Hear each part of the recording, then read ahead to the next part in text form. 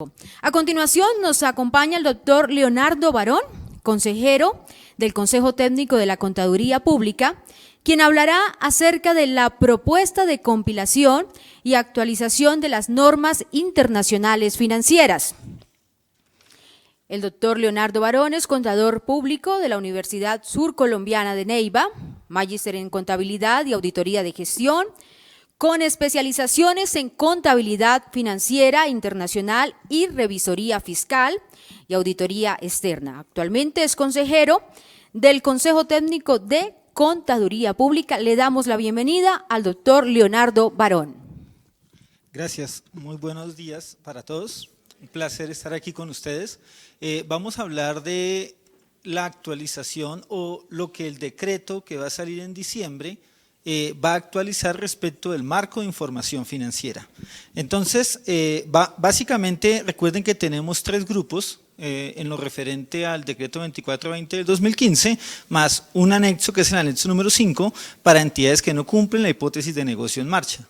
En este año, la actualización que vamos a hacer sobre normas de información financiera tienen que ver con entidades que pertenezcan al grupo 1, es decir, aquellas que apliquen las normas internacionales de información financiera.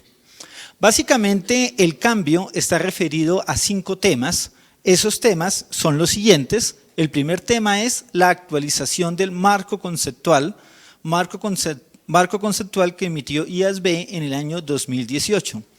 En segundo lugar tenemos la actualización de la NIF 3, básicamente en un tema que se denomina definición de negocio.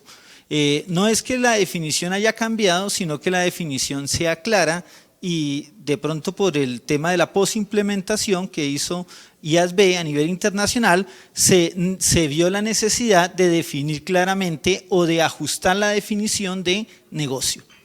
Tenemos por otro lado la NIC 19, que va a tratar un tema de modificación, reducción o liquidación del plan de beneficios a los empleados, trata un tema específico.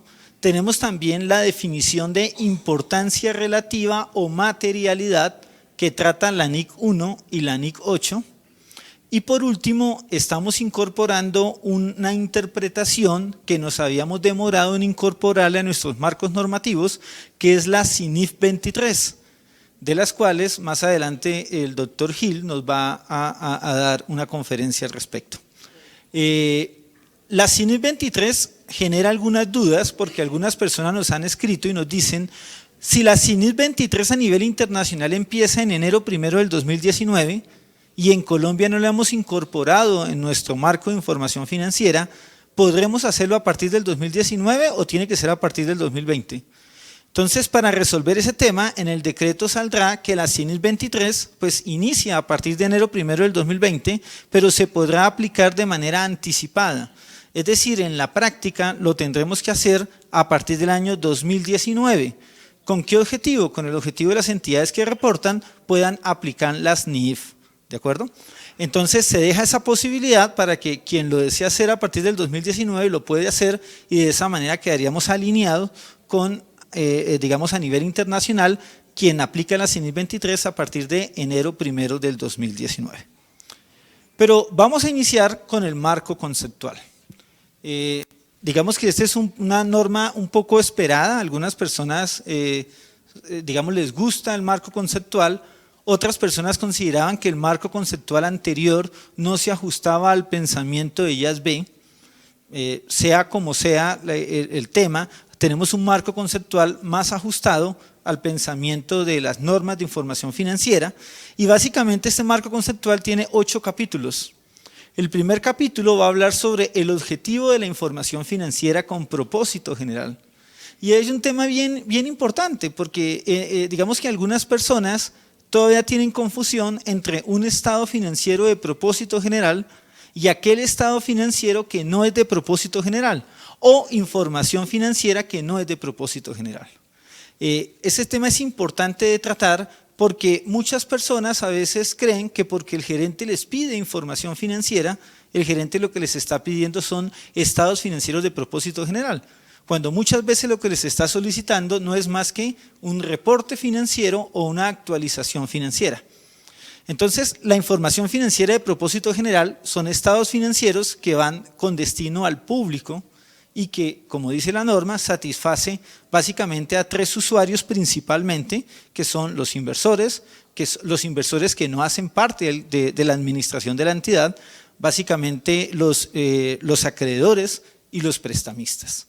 Entonces, tenemos que distinguir entre estados financieros de propósito general y aquellos que no lo son.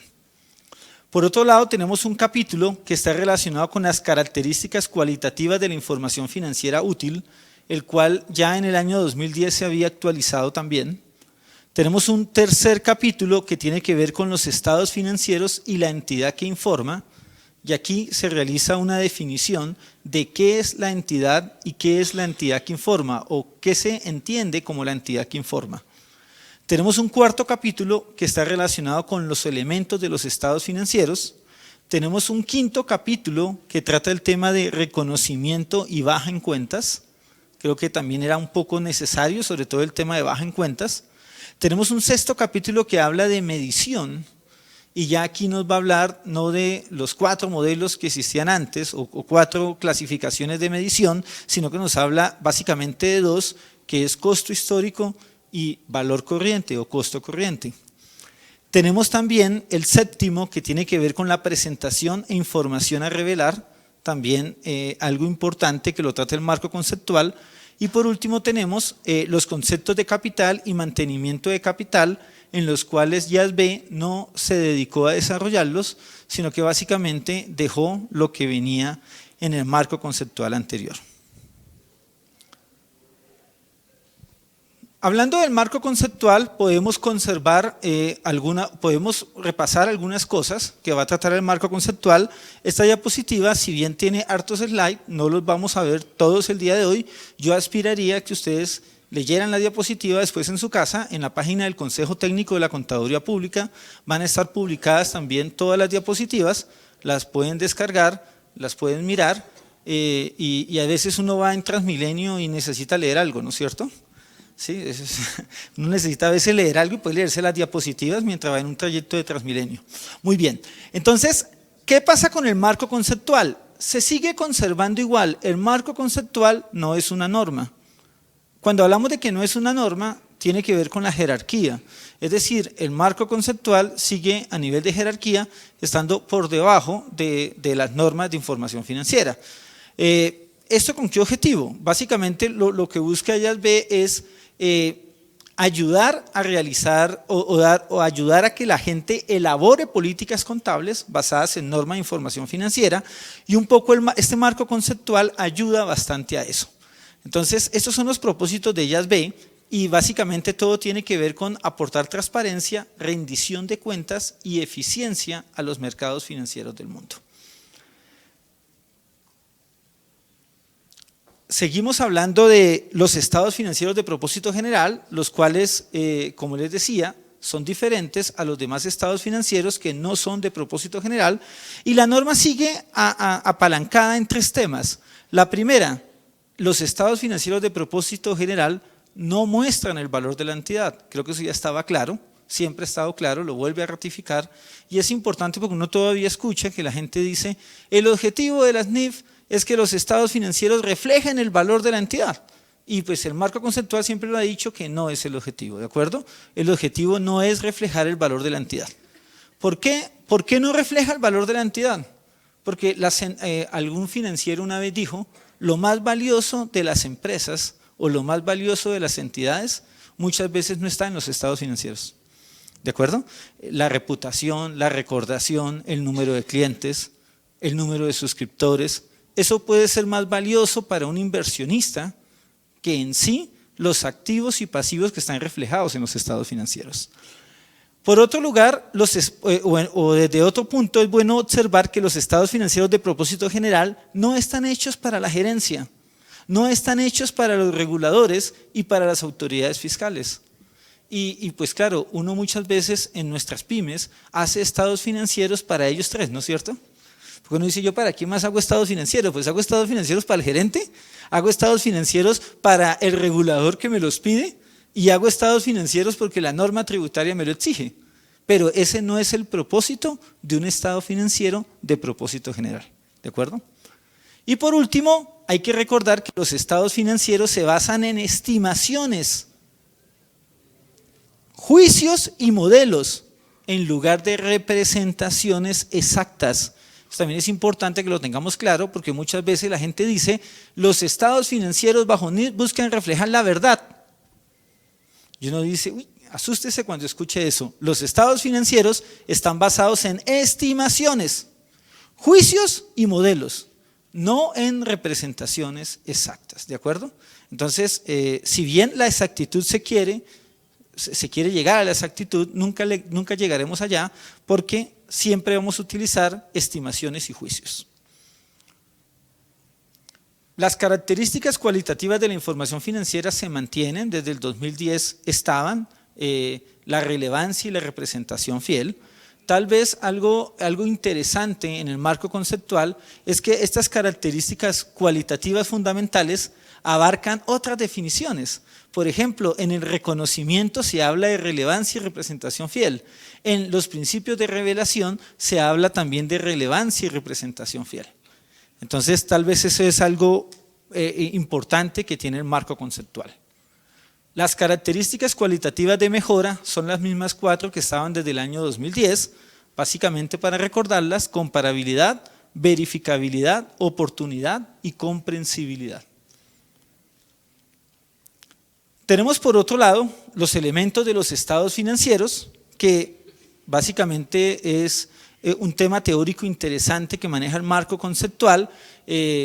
Habla de cuáles son los estados financieros que hay, habla sobre todo de los activos y pasivos no reconocidos, que seguramente, si son materiales, si son relevantes, tendrán que ir en algún lado en las notas a los estados financieros. Hablan de un tema interesante de cambios en el patrimonio, y sobre todo algo interesante, y es los métodos, suposiciones y juicios utilizados al elaborar la información financiera. Recuerden, nuestra información financiera no es exacta, siempre de hecho los estados financieros están llenos de estimaciones, ¿no? Todo es una estimación. Alguien me decía, ¿las cuentas por cobrar suyas son exactas? Y uno dice, pues yo tengo unas cuentas por cobrar, pero ¿será que sí me van a pagar ese valor que aparece ahí? Ah, no, usted tiene que hacer un ajuste por la recuperabilidad de esas cuentas por cobrar. ¿Cómo se llama ese ajuste? Ah, pues un ajuste por deterioro. Pero ese ajuste por deterioro no es exacto, es una estimación, ¿no es cierto? La propiedad, planta y equipo, ¿el valor de la propiedad, planta y equipo es el que usted tiene en los estados financieros? No, pues yo lo tengo al costo, lo voy actualizando, algunos por el método de la revaluación, lo depreciamos, pero pues exacto no es. Al momento de venderlo, pues tendré que mirar si gano o pierdo, en qué condición estoy para venderlo, ¿de acuerdo? Y podemos seguir hablando de bastantes temas relacionados con eso. En los estados financieros se sigue insistiendo que la información debe ser comparativa, al menos con el periodo anterior, ¿no es cierto? La perspectiva de los estados financieros es la entidad en su conjunto, no desde el punto de vista de un inversionista particular. Por eso cuando hablamos de los estados financieros consolidados, yo consolido la totalidad de la información, incluyendo las participaciones de los controladores como las participaciones no controladoras. Y básicamente los estados financieros de propósito general se emiten bajo el supuesto de que la entidad está funcionando y continuará haciéndolo durante el futuro previsible. Recuerden que este futuro previsible que habla la norma son hasta 12 meses, ¿de acuerdo? Que es lo que nosotros llamamos como la hipótesis de negocio en marcha. También tenemos en el marco conceptual la definición de la entidad que informa.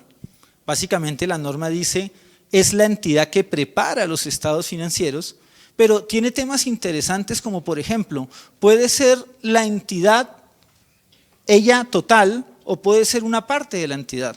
Y básicamente comienza hablando entonces de que cuando yo hago un estado financiero donde incluyo la controladora más las subsidiarias, ese estado financiero se va a llamar estado financiero consolidado. Cuando la controladora ella solita presenta estados financieros no consolidados, esos estados financieros se van a llamar estados financieros separados. Pero cuando presento dos o más entidades no vinculadas por una relación controladora subsidiaria, esos estados financieros se van a denominar estados financieros combinados. Tal vez algunas personas ya habían deducido estas dos definiciones de la IFRS 10, pero pues era necesario que desde el marco conceptual se trajera ese concepto. Adicionalmente, pues tenemos las definiciones de activo, las definiciones de pasivo, básicamente explicando un poco cada una de sus características. Creo que en eso fue mucho más abundante este marco conceptual que el marco conceptual anterior. Es bastante útil para leerlo, para entender más las normas de información financiera. Tenemos también básicamente un tema relacionado con patrimonio, donde la norma define algo que me parece importante, y es que para ella el patrimonio es el residual. Entonces ella arranca diciendo, realmente el patrimonio es el residual. Ya lo decía antes, pero esta vez explica de que no es que vaya a explicar las diferencias de patrimonio o qué se registra en el patrimonio, sino que considera que el patrimonio es un residual, que puede verse afectado por requerimientos legales o de regulación, que puede verse afectado por el capital aportado por los propietarios y por la distribución de dividendos. Y aquí tenemos que tener algo importante, es que los costos, que también ya estaban en la NIC 32 y en la NIC 12 de alguna manera, los costos asociados con el capital aportado y los costos asociados con la distribución de dividendos afectan el patrimonio de la entidad.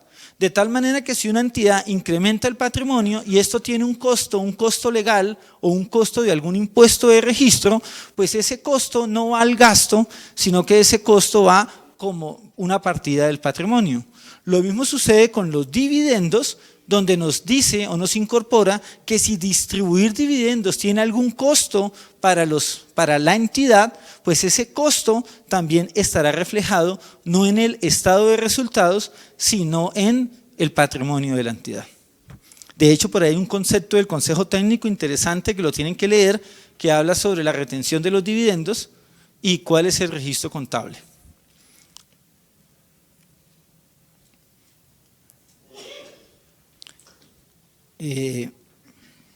Bueno, también trae la definición de ingresos y gastos, que esa, digamos que no es que haya cambiado como tal sustancialmente.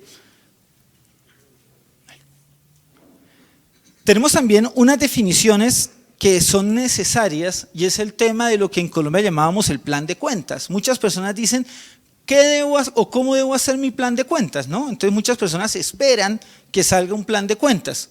Algunas personas dicen el XBRL o la taxonomía XBRL me sirve para hacer mi plan de cuentas. La norma no va a hablar de plan de cuentas, sino que va a hablar de unidad de cuenta. Entonces ella menciona ese concepto y lo intenta desarrollar, pero dándole libertad al inversionista acerca de qué es importante. Hacer un plan de cuentas a veces es odioso, porque voy a poner una discusión. Una vez en una entidad discutían, por ejemplo, si ellos tienen un edificio y ese edificio necesitaba una planta de energía. Entonces ellos decían, esa planta de energía, ¿cómo se presenta en los estados financieros? ¿Se presenta como un elemento de maquinaria y equipo? ¿O se presenta como un elemento de construcciones y edificaciones? Y entonces podían venir dos teorías, una persona que decía, no, pues eso es un elemento de maquinaria y equipo porque una planta eléctrica pues es una maquinaria y un equipo. Otro decía, no, pero es que la planta eléctrica no la tengo como maquinaria, sino que la tengo al servicio de la edificación. Por lo tanto, debería presentarla dentro del rubro que se llame construcciones y edificaciones. Y entonces esa discusión uno dice, ¿cómo se resuelve? ¿Sí? Algunas personas dirán, no, se tiene que presentar por la naturaleza. Otros dicen, no, se tiene que presentar de acuerdo al uso para el que se tiene. ¿De acuerdo? Y entonces la norma lo que le dice es, son conceptos para desarrollar la unidad de cuenta que tiene que ver con derechos y obligaciones, que de pronto tiene que ver con exposición al riesgo, que tiene que ver de pronto con temas de medición. Entonces, a veces hacer el plan de cuentas no es solamente coger el que estaba en el decreto 2650 y pasarlo a mi contabilidad, sino realmente detallar nosotros ¿Qué es lo que necesitamos? ¿Cómo necesitamos presentar la información? ¿De acuerdo? El marco conceptual también desarrolla un concepto que se llama el de contratos pendientes de ejecución. Un concepto necesario, muy necesario, porque todavía algunas compañías tenían discusiones respecto de si el solo hecho de firmar un contrato daba para reconocer el activo y el pasivo, la obligación y el derecho. Entonces, este concepto reconoce o desarrolla el concepto de contrato pendiente de ejecución. Y me parece interesante porque dice, el contrato es un contrato o una parte del contrato que está sin realizar en partes iguales. Es decir, firmamos un contrato, pero yo no he hecho lo que dice el contrato, ni usted tampoco ha cumplido lo que dice el contrato. Entonces, usted me contrata a mí para prestar un servicio. Y yo le tengo que pagar por usted me tiene que pagar por ese servicio. Yo tengo una obligación de hacer un servicio, usted tiene la obligación de pagarme. ¿Hasta ahí qué hay? Nada, es un contrato pendiente por ejecución. ¿Por qué? Porque yo tengo una obligación de hacer, pero no la he hecho. Y usted tiene una obligación de pagar, pero no ha pagado. Ahora, ¿qué sucede cuando usted paga antes de que yo le preste el servicio? Pues cuando usted paga antes de que yo le preste el servicio, usted tiene un activo, que algunas personas lo conocen como un anticipo, otros lo conocen como un gasto pagado por anticipado, o otros lo separan en ambas partes. Pero también puede pasar que yo le he prestado a usted el servicio, pero usted no me ha pagado. Y entonces en ese caso usted tendrá que reconocer una obligación hacia mí. Es decir, explica el concepto y me parece que también era necesario que lo desarrollara el marco conceptual.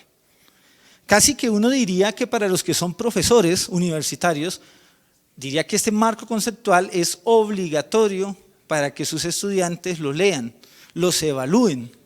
Y tal vez cuando uno es docente, el gran error que uno comete como docente es que la gente se aprenda las cosas. Y uno no debe dejar que la gente se aprenda las cosas.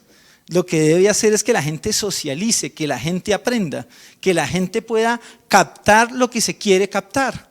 Y eso es difícil. ¿De acuerdo? Eso es bastante difícil. Casi que ser maestro es lo más complejo que hay en la vida, pero son los que tienen la verdadera labor de que la gente comience a entender los modelos de información financiera.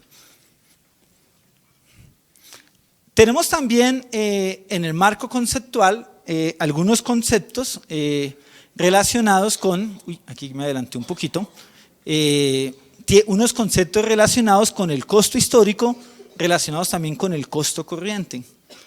Hay unos temas importantes relacionados con la medición, en este caso al costo histórico y al costo corriente, y es que algunas personas consideran que el costo histórico es más económico que el costo corriente.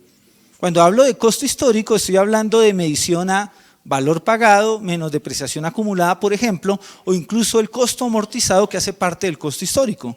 Mientras que cuando hablo de valor corriente puedo estar hablando de valor razonable, puedo estar hablando de valor en uso, ¿de acuerdo? O de valor de cumplimiento para el caso de los pasivos.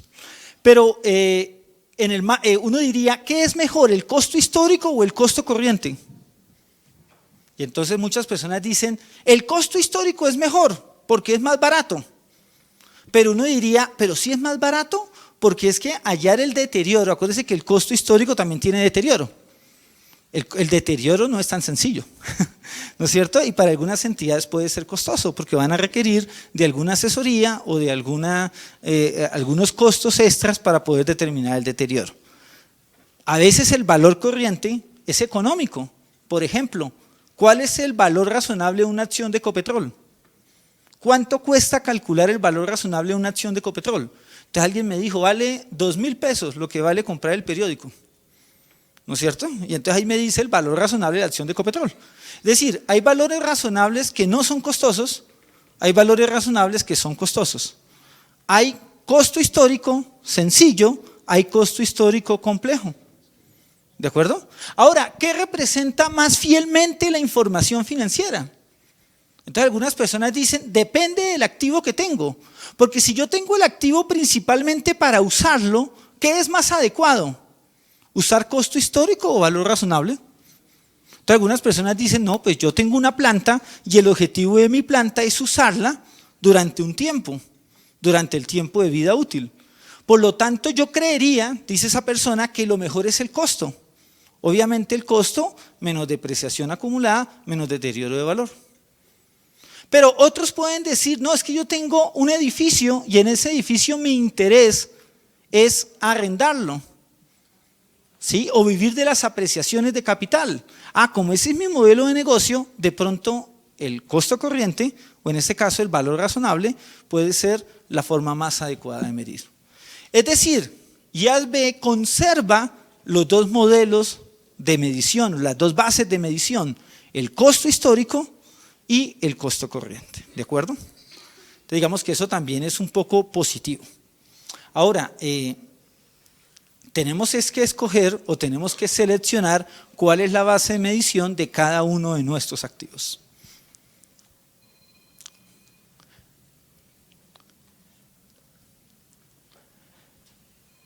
Bueno, vamos entonces aquí a hablar de algunos temas también que trata el marco conceptual que habla de la adquisición de activos o pasivos. Mire algo que es importante demostrar y es ¿qué activos yo adquiero a partes relacionadas? Dígame si esto no afecta el costo de algo. No es lo mismo usted comprarle un activo a un tercero con el cual no tiene relación y seguramente ese pago está en condiciones de mercado a comprarle un activo a una parte relacionada. Por más normas que se hagan, por más transparencia que se quiera hacer, cuando una filial le vende una subsidiaria, pues al precio al que le vende es posible que no sea el costo o que no represente el costo. Y si representa el costo, termina siendo por un tema tributario y lo intentan enmarcar en el tema tributario, pero no más. Entonces, mire cómo cuando yo adquiero activos a partes relacionadas, el costo comienza a generar un problema, ¿sí? Comienza a generar un inconveniente. Cuando yo adquiero activos a vendedores con problemas financieros, ¿compro valores de mercado?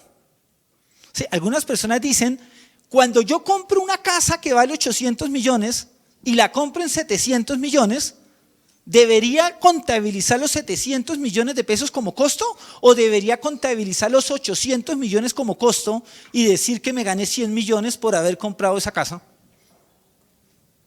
¿Sí? Mire que son temas que se tienen que resolver. No queremos decir que se tenga que hacer o no, pero tenemos que resolverlo. ¿Sí? Porque algunas personas dicen, si yo le compro algo a alguien con problemas financieros, pues yo estoy ganando dinero, ¿o no? Solo por comprar. La IFRS 3 o la NIF 3 de combinaciones de negocios sí permite hacer ese tipo de reconocimiento, porque ella habla de una plusvalía negativa, que es cuando yo compro, en este caso un negocio, y el valor pagado es inferior al valor razonable de los activos adquiridos. En ese caso yo sí puedo reconocer una ganancia en la combinación de negocios. Algunas personas piensan que se debería extender a todos lados. El otro inconveniente que tenemos tiene que ver cuando recibimos activos por una subvención del gobierno. Pero por una subvención, ¿no? Una cosa es que me den una subvención, un activo a título gratuito, y otra cosa es que el Estado me permita usar un activo. Esas son dos cosas diferentes, ¿de acuerdo? No se pueden confundir. Una cosa es que el Estado permita usar un activo en los cuales seguramente no cumple los requisitos para ser activo, y otra cosa es que reciba una subvención del gobierno. De hecho, hoy estamos discutiendo muchas cosas con la CESAL. ¿Cuál es el registro contable adecuado en una ESAL cuando le regalan un edificio? ¿Cuál es el registro contable adecuado en una iglesia cuando uno de sus fieles le regala un lote para que haga la iglesia? ¿De acuerdo? Entonces uno diría, ¿cuál es el registro contable adecuado? Pues unos dicen, pues regístralo en cero, porque no le costó nada. Otros dicen, no señor, regístrela por el valor razonable de la propiedad y llévela al patrimonio. Otros dicen, no señor, regístrela al valor razonable de la propiedad y llévelo al pasivo. Y otros dicen, no señor, llévelo al valor razonable de la propiedad y regístrelo como un ingreso. ¿Sí? Entonces son cosas que aparentemente están resueltas, pero no son tan sencillas.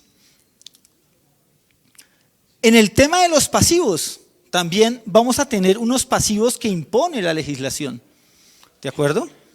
Pasivos que surgen no por las operaciones de la entidad, sino porque la legislación me los impone. tema tributarios. Pasivos para pagar una compensación o penalización. Sí, entonces uno diría, en estos dos temas, ¿será que lo más adecuado es qué es? ¿El costo histórico? ¿Sí?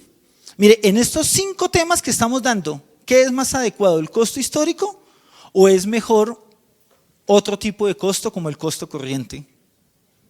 ¿Se debería reconocer un ingreso en el reconocimiento inicial o no? Esos temas los trata el marco conceptual. Entonces es importante que con el marco conceptual comenzamos a ver otras cosas que no estaban en el marco conceptual anterior y comenzamos a entender un poco criterios de reconocimiento, criterios de medición que tal vez antes no estaban tan claros.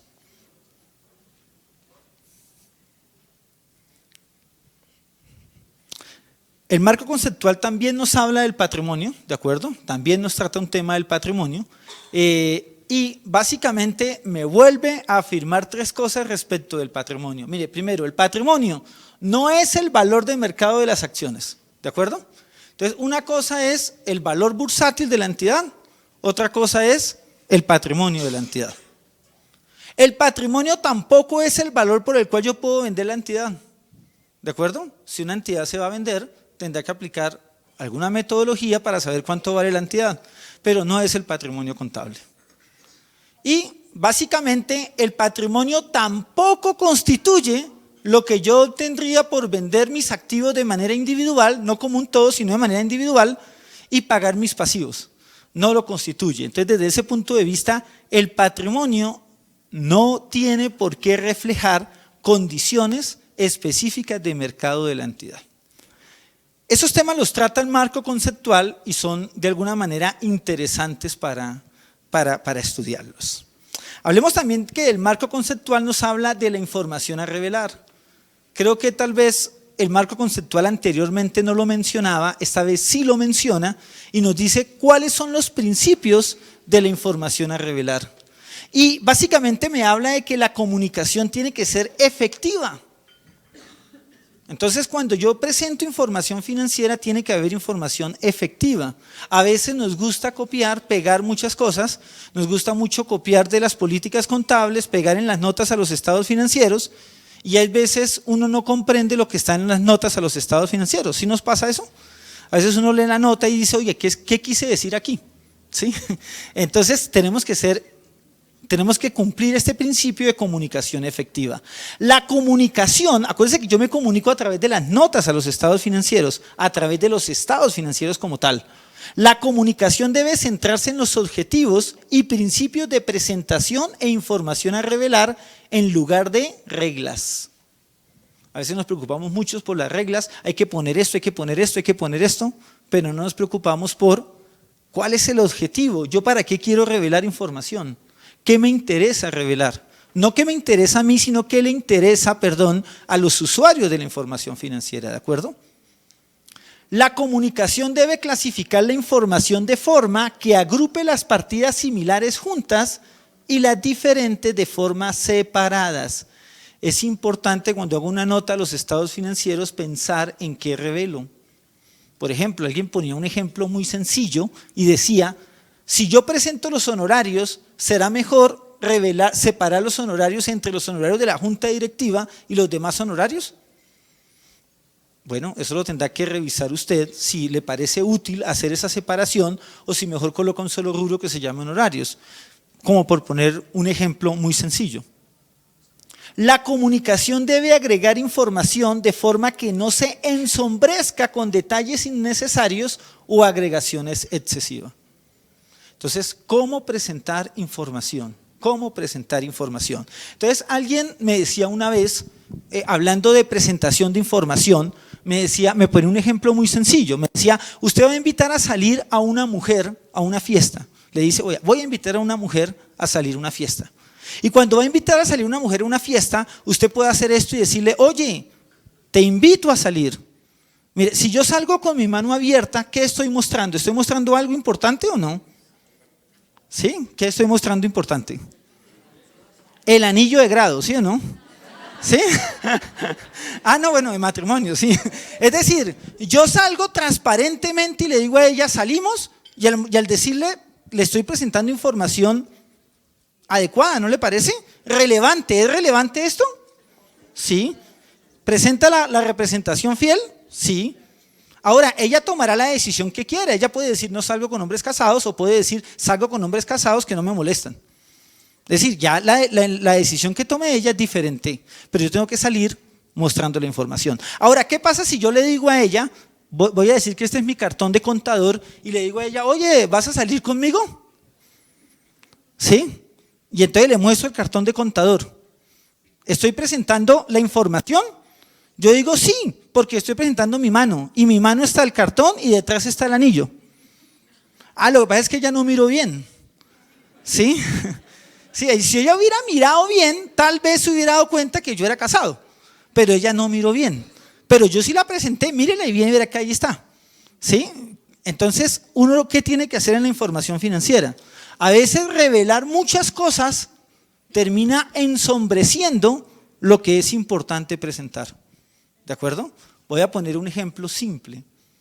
Algunas entidades van a decir ¿qué presento del efectivo y equivalente al efectivo? Entonces, algunos deciden colocar cuenta bancaria por cuenta bancaria. Entonces, tengo dinero en el Grupo Aval, tanto dinero, tengo dinero en el Banco BBVA, tanto en el Helbank. Comienza a detallar todas las entidades financieras. Y uno dice, ¿eso es relevante?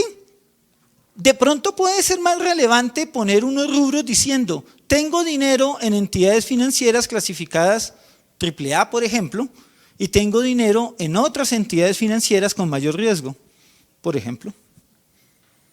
Y uno diría, ¿en qué se quiere centrar usted?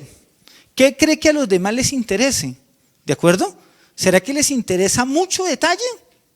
¿O será que les interesa información que no aporta nada, presentarla agrupada y la información relevante que se pueda observar? Casi que este es un trabajo del revisor fiscal y del contador, comenzar a trabajar sobre ese tema. Pero muy bien. Esta norma también nos habla de las agregaciones. ¿Qué es agregar? Es adicionar de forma conjunta activos, pasivos, patrimonio, ingresos o gastos que tienen características compartidas y están incluidos en la misma clasificación. Nos dice que evitar grandes importes con detalles insignificantes o con agregación excesiva. A veces vemos en los estados financieros cifras muy grandes con poca revelación, ¿sí? O cifras con demasiada revelación, detallada, muy abundante. Entonces uno tiene que separar entre cuándo algo es relevante, cuándo algo no es relevante. Una cosa es revelar y otra cosa es detallar, ¿de acuerdo? Son dos cosas completamente diferentes. Bueno, también tenemos los conceptos de mantenimiento de capital financiero y capital operativo, no, digamos que ese no hubo un cambio como tal. Otro de los cambios que van a observar ustedes en el decreto tiene que ver con las modificaciones a las referencias del marco conceptual. Básicamente lo que se hace es, algunas partidas referenciaban al marco conceptual anterior, ahora van a referenciar al nuevo marco conceptual del 2018, ahí no hay mucho que decir. Respecto de la NIF 3, hay un tema de definición de negocio que tiene que ver con modificar esta definición. ¿Qué es negocio? Usted sabe que el negocio es fundamental para identificar si existe una combinación de negocios, en el caso de la IFRS 3, y con ello saber si hay una plusvalía o si simplemente se trata de una adquisición de activos y pasivos de forma separada. En este caso, la definición tiene que ver con lo siguiente, lo subrayado fue lo que se agregó y lo tachado lo que se elimina. Si uno observa en la definición de negocio, habla de un conjunto integrado de actividades y activos susceptibles de ser dirigidos y gestionados con el propósito de proporcionar bienes o servicios a los clientes que genera ingresos por inversiones, tales como dividendos o intereses u otros ingresos de actividades ordinarias. Se aclara la definición, se enfoca a la generación de bienes o servicios a los clientes y se elimina esta parte que ustedes observan más abajo. Eso tiene que ver con el tema de posimplementación de la IFRS 3, en la cual identificaron que era necesario ajustar la definición de negocio que tenía la IFRS 3. Bueno, ahí van a tener todas las modificaciones respecto al tema de lo que conforma o la definición de un negocio que está en la NIF 3. Tenemos también un tema relacionado con la NIC 19 que tiene que ver con la liquidación del plan. También hay unos ajustes, en este caso relacionados con beneficios post-empleo, en este caso con planes de beneficios definidos. Algunas entidades no tienen mucho impacto con este tema de las suposiciones actuariales, pero pues otras sí es bastante importante. Tenemos también la definición, o mejor dicho, la redefinición de materialidad o importancia relativa que está en la NIC 1 y en la NIC 8. Este tema de materialidad es bastante importante, a tal punto que IASB empezó una enmienda en el año 2017 que se llamaba Iniciativa de Información a Revelar. Algunos de estos temas fueron ajustados en el concepto de materialidad y recuerden que en septiembre del 2017 se emitió un documento de práctica número 2 que se llama Realización de Juicios sobre Materialidad. Este documento de práctica no está incorporado en el decreto 2420 del 2015, pero es un documento supremamente necesario de leer para poder comprender lo que significa la materialidad. Entonces, teniendo en cuenta este documento de prácticas y teniendo en cuenta la iniciativa de información a revelar, es donde IASB considera hacer unos cambios en la definición de material o importancia relativa.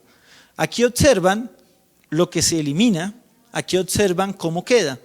La definición queda de la siguiente manera: la información es material o tiene importancia relativa si su omisión, expresión inadecuada o ensombrecimiento podría esperar razonablemente que influya sobre las decisiones que los usuarios principales de los estados financieros con propósito general toman a partir de los estados financieros que proporcionan información financiera sobre una entidad que informa específica. Se reduce, digamos, en tamaño, pero consideran que es más adecuada esta definición que la definición anterior.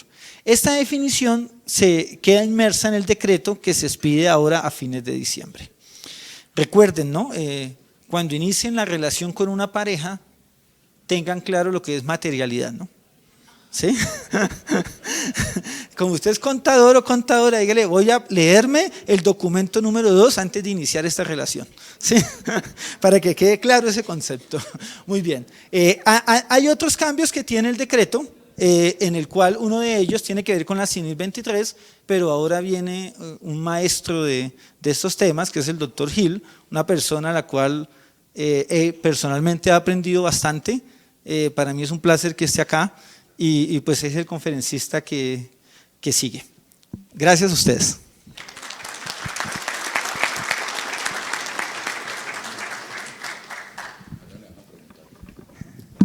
Mil gracias al doctor Barón por su intervención. Bueno, ahí hay un espacio para las preguntas. Tenemos una pregunta y la tengo acá.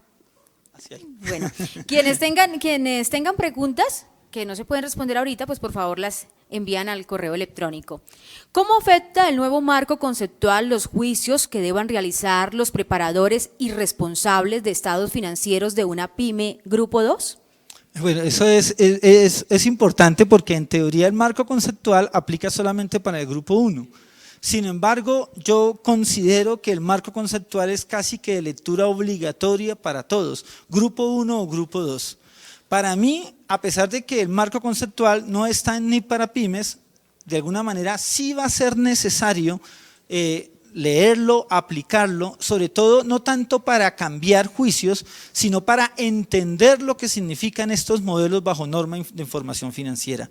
Mire, todavía nosotros seguimos aplicando reglas en vez de aplicar la norma nueva. Casi que lo que está sucediendo es que nos seguimos vistiendo con la ropa vieja, pero estamos diciendo que es nueva. ¿Sí? Eso sucede cuando cambiamos de marcos de información financiera. Todavía decimos que eso es NIF, pero todavía seguimos soñando con el 2649. ¿De acuerdo? Eso va a pasar por un tiempo. Entre más rápido pase, mucho mejor. Por eso es que yo diría que sí es necesario leerse el marco conceptual, incluso los del Grupo 2, y seguramente al leerlos van a comprender muchas más cosas.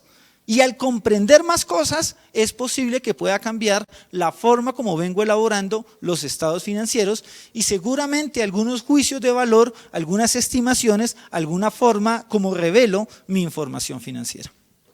Doctor Barón, muchísimas gracias.